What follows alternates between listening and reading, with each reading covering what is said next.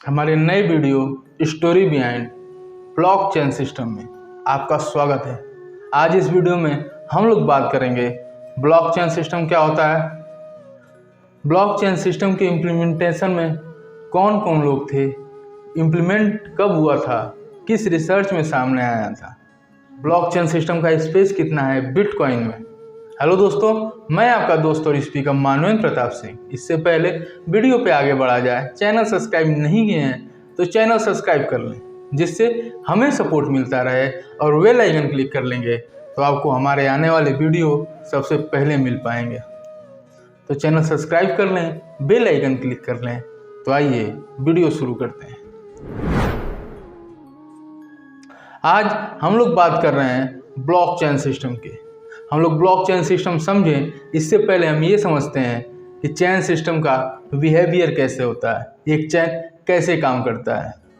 Chain को समझने के लिए हमारे पास सबसे अच्छा एग्जाम्पल है हमारी रेलवे। जैसे कोई आगे इंजन जा रहा है तो इंजन में पीछे वाले जो केबिन है उसका हुक लगा होता है, यानी आगे का इंजन पीछे वाले केबिन को पकड़ के रखता है, वो केबिन अपने पीछे के केबिन को पकड़ के रखता है। मतलब जो डेटा आगे है वो अपने पीछे वाले डेटा को पकड़ के रखेगा। ये है चेन सिस्टम। अब आते हैं हम लोग ब्लॉकचेन सिस्टम पे। जब 2009 में सातोशी नाकामोटो ने बिटकॉइन को ब्लॉकचेन सिस्टम के साथ मार्केट में लाया, बिटकॉइन इम्प्लीमेंट हुआ, लोग जब बिटकॉइन को जानने लगे तो साथ में वो ब्लॉकचेन को भी समझने लगे। ब्लॉकचेन उस टाइम सातोशी नाकामोटो ने इसको दो नाम रखा था, ब्लॉक और चेन, दोनों अलग अलग वर्ड थे, जो बाद में आगे चल के 2016 तक एक कंबाइंड वर्ड में फेमस हो गया, पॉपुलर हो गया।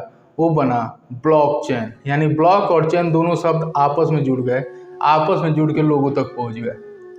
जैसा कि हम नाम से समझ सकते हैं कि ये ब्लॉक, अलग अलग ब्लॉक आपस में जुड़े हुए होते हैं।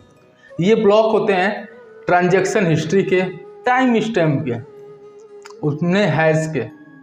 जैसे हमारी रेलगाड़ी में हुक काम करता है, वही काम यहाँ क्रिप्टोग्राफी हैश करता है। हैश हर एक ब्लॉक को आपस में जोड़ के रखता है।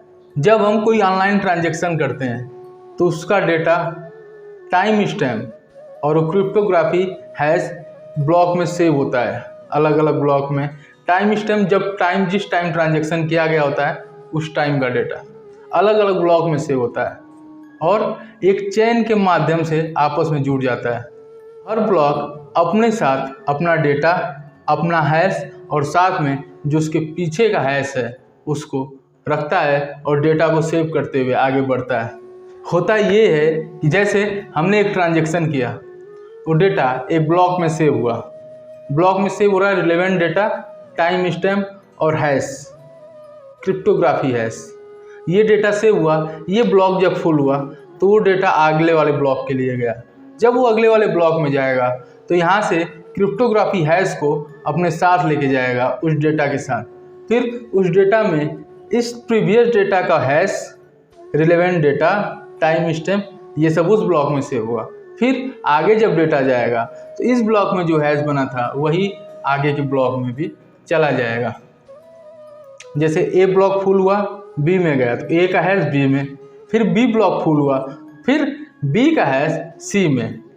जैसे जैसे ब्लॉक फुल होता जाएगा अपने प्रीवियस ब्लॉक के हैश के साथ आगे बढ़ता चला जाएगा। ऐसे काम करता है पूरा ब्लॉकचेन सिस्टम, जो मुख्य रूप से सामने आया जब बिटकॉइन को लॉन्च किया गया 2009 में सातोशी नाकामोटो द्वारा।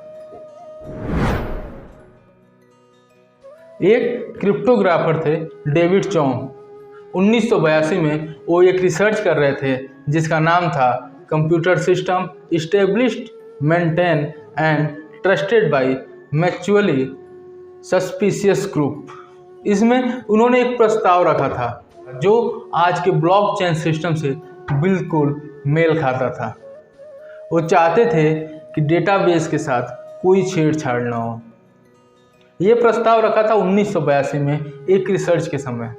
इसी रिसर्च पे काम करते हुए सन 1991 में स्टुअर्ट हार्बर और डब्ल्यू स्कॉट स्टोरनेटा ने एक विवरण दिया जिसमें उन्होंने क्रिप्टोग्राफी सिक्योर्ड चैन का वर्णन किया।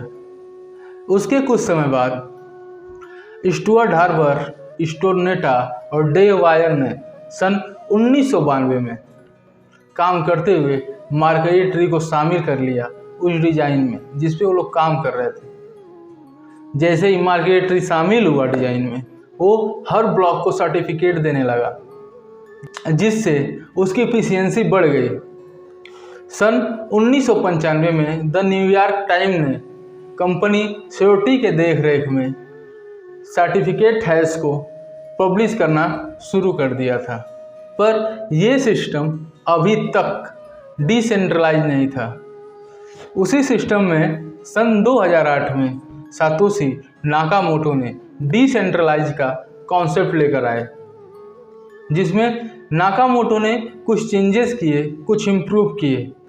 जब 2008 में इसको इम्प्रूव किया जा रहा था सातोशी नाकामोटो द्वारा, उसी time hash cash time stamp को ऐड किया गया, जिसके ट्रांजैक्शन के लिए किसी तीसरे की ज़रूरत नहीं थी।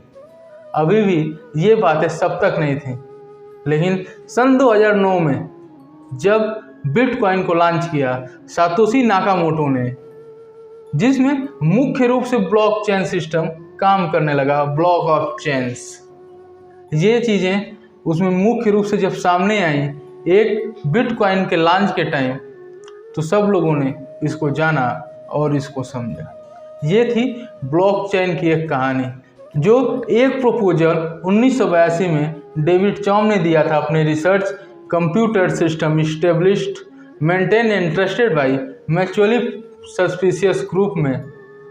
कैसे उस स्टुअर्ट हार्बर, डब्ल्यू स्कॉट स्टोरनेटा और डे मायर ने कुछ चेंजेस करके न्यूयॉर्क टाइम तक छपा, और 2008 में सातोशी नाकामोटो द्वारा उसको डिसेंट्रलाइज कर हैश टाइम स्टैम्प ऐड करके एक सक्सेसफुल क्रिप्टो करेंसी बिटकॉइन को लॉन्च किया।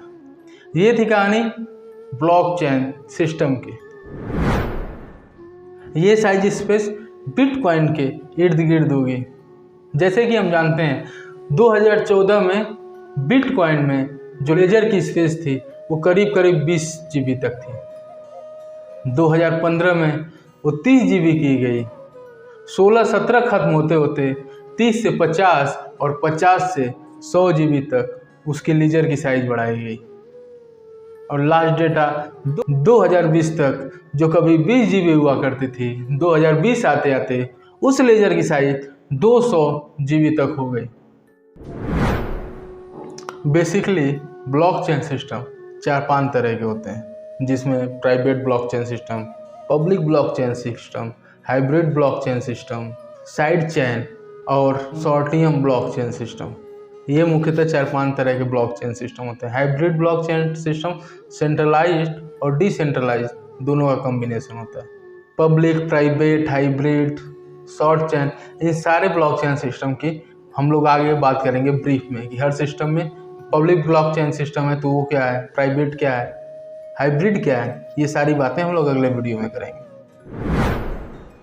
ब्लॉकचेन सिस्टम के मुख्य रूप से क्रिप्टो करेंसी में यूज होता है, बाकी फाइनेंशियल, कॉन्ट्रैक्ट, गेमिंग, मेडिकल, इन सारे क्षेत्रों में यूज हो रहा है ब्लॉकचेन सिस्टम का। उम्मीद है ब्लॉकचेन सिस्टम की स्टोरी आपको समझ में आई होगी। ब्लॉकचेन सिस्टम कैसे इम्प्लीमेंट हुआ और आगे बढ़ा है, ये बातें आपको समझ में आएंगी। आगे हम लोग देखेंगे ब्लॉकचेन का स्ट्रक्चर, उसके जो टाइप्स हैं उनको ब्रीफ में देखेंगे। तो आज के लिए बस इतना ही। मैं आपका दोस्त और स्पीकर मानवेंद्र प्रताप सिंह। अगर चैनल सब्सक्राइब नहीं किए हैं और यहाँ तक आ गए हैं तो एक बार चैनल सब्सक्राइब भी कर लें।